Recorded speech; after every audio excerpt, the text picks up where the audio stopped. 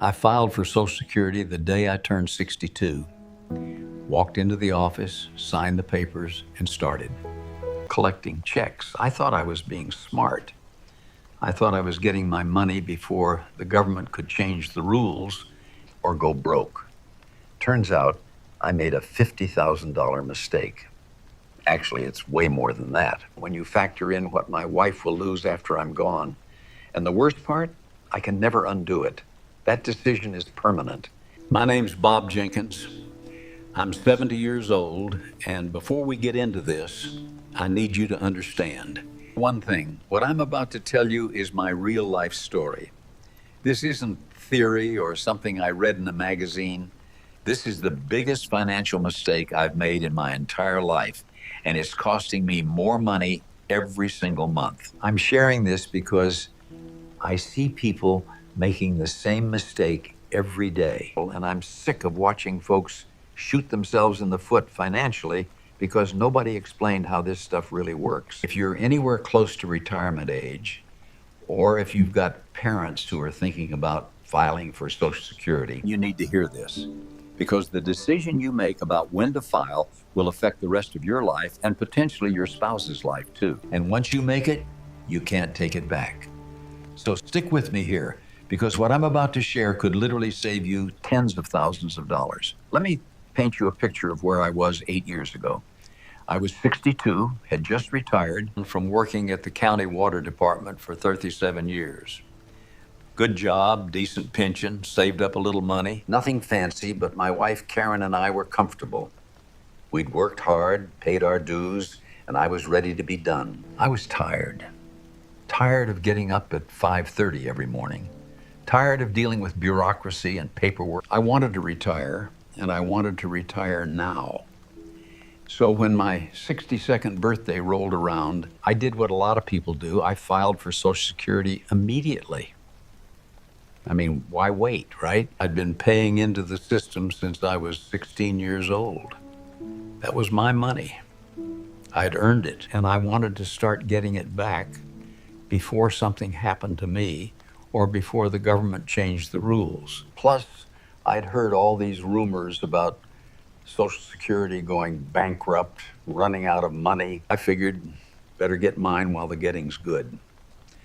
I walked into the Social Security office, filled out the forms, and within a few weeks, I was getting about $1,400 a month deposited into my account. And I felt pretty good about it. I thought I'd made a smart decision. I thought I was ahead of the game. I was dead wrong. Here's what nobody told me. Or more accurately, here's what people tried to tell me, but I didn't listen because I thought I knew better. When you file for Social Security at 62, which is the earliest you can file, you permanently reduce your monthly benefit by about 25 to 30% compared to what you'd get if you waited until your full retirement age. For me, my full retirement age was 66. If I'd waited just 4 more years, I would have been getting about $1,900 a month instead of $1,400. That's a $500 difference every single month for the rest of my life. $500 that I'm leaving on the table month after month after month because I was impatient and didn't fully understand what I was doing. But it gets worse, way worse. See, I didn't just hurt myself with this decision, I hurt Karen too. Because when I die, her survivor benefits are based on what I was receiving. If I'd waited and been getting $900 a month, she'd get something close to that as a widow. But since I only get $1,400, that's roughly what she'll get. So my impatience didn't just cost me, but it's going to cost her for the rest of her life after I'm gone. Let me break down the math for you, because this is where it gets really painful. From age 62 to now at 70, I've been getting roughly $1,400 a month for 8 years. That's about $134,000 total that I've collected. Sounds pretty good, right? But if I'd waited until 66, I would have gotten nothing for those 4 years, true. But then from 66 to 70, I would have been getting $1,900 a month. That's 4 years at $1,900, which is about $91,000. So yeah, I got more total money so far by filing early. I'm ahead by about $43,000 at this point. Karen's got good genes. Her mom lived to 9 at 2. She'll probably outlive me by a decade or more. Here's the problem. I'm 70 now. According to the actuarial tables, I'll probably live until at least 8 at 2, maybe 8 at 5 if I'm lucky. And for every single month from now until we both die, we're losing $500 compared to what we could have been getting. By the time I hit 78, the math flips. I'll have lost all that early advantage, and from that point on, I'm just leaving money on the table. Over the rest of my life, I'll probably lose somewhere between $5,000 and $75,000. And Karen, after I die, she could lose another $50,000 to $100,000 over her lifetime because her survivor benefit is based on my reduced amount. We're talking about $150,000 or more that my family won't see because I was too impatient to wait 4 years, because I didn't understand the system, because I let fear and impatience drive my decision instead of doing the actual math and thinking long term. And here's the thing that keeps me up at night. I can never fix this. There's no do-over button. There's no, oops, I changed my mind, let me file again. What's done is done. I'm stuck with this reduced benefit for the rest of my life. And Karen's stuck with a reduced survivor benefit after I'm gone. One decision I made in about 15 minutes, 8 years ago, and it's going to affect our finances for the next 20 plus years. You want to know what makes it even worse? I didn't have to file early. We didn't desperately need the money. Yeah, I wanted to retire, but we had my pension. We had some savings. We could have made it work for 4 more years. But I was tired, and I was scared, and I convinced myself I was making the smart play. I had this buddy, Mike, who tried to talk me out of it. We were having coffee, and I told him I was filing as soon as I hit 62. He said, Bob, you sure about that? You know you take a pretty big hit filing that early, right? And you know what I said? Mike, I've been paying in for 46 years. I want my money. Who knows if Social Security will even be around in 5 years? I'm taking it while I can. Mike tried to explain the math to me. He'd done his research, talked to a financial advisor, really thought it through, but I didn't listen. I thought I knew better. I thought he was overthinking it. And now, every time I see Mike, I think about that conversation and how I should have listened. Karen tried to slow me down too. Bob, shouldn't we talk to someone who knows about this stuff? Maybe meet with a financial planner. But I waved her off. We don't need to pay some guy to tell us what to do with our own money. It's simple. I'm 62. I can file. I'm filing. I was stubborn. I was arrogant. And it cost us a fortune. The thing is, I had all these misconceptions about Social Security that turned out to be completely wrong. I thought Social Security was going to go bankrupt any day, so I better grab my money fast. But that's not how it works. Even in the worst case scenarios, Social Security will still pay out at least 70 to 80% of benefits for decades to come. It's not going to just disappear. I was making a permanent decision based on fear and rumors instead of facts. I also thought, well, what if I die at 70? Then I'll have gotten more by filing early. And yeah, that's technically true. But here's the thing. You don't plan your retirement finances around dying young. You plan for living a long time, because that's the risk you need to protect against. Running out of money at 8 to 5 is a way bigger problem than dying at 70 with some uncollected Social Security benefits. And I definitely didn't think about Karen's situation. I was so focused on my benefit that I didn't really consider how my decision would affect her survivor benefits. That was selfish and short-sighted, and it's something I regret deeply. Here's what I've learned over these past 8 years, and what I desperately want you to understand before you make the same mistake. First, Social Security is not just about when you want to retire, it's about maximizing your lifetime benefits. Just because you can file at 62 doesn't mean you should. In most cases, waiting is financially smarter, especially if you're in decent health and expect to live into your 80s. Second, your full retirement age matters. For most people my age, it's 6 to 6. For younger folks, it's 6 to 7. That's the age when you get your full benefit with no reduction. File before that, you get less. File after that, up to age 70, you get more. Every year you delay from full retirement age to 70, your benefit increases by about 8%. That's a guaranteed 8% return, which is better than almost any investment you can make. Third, if you're married, you need to think about both of you, not just yourself.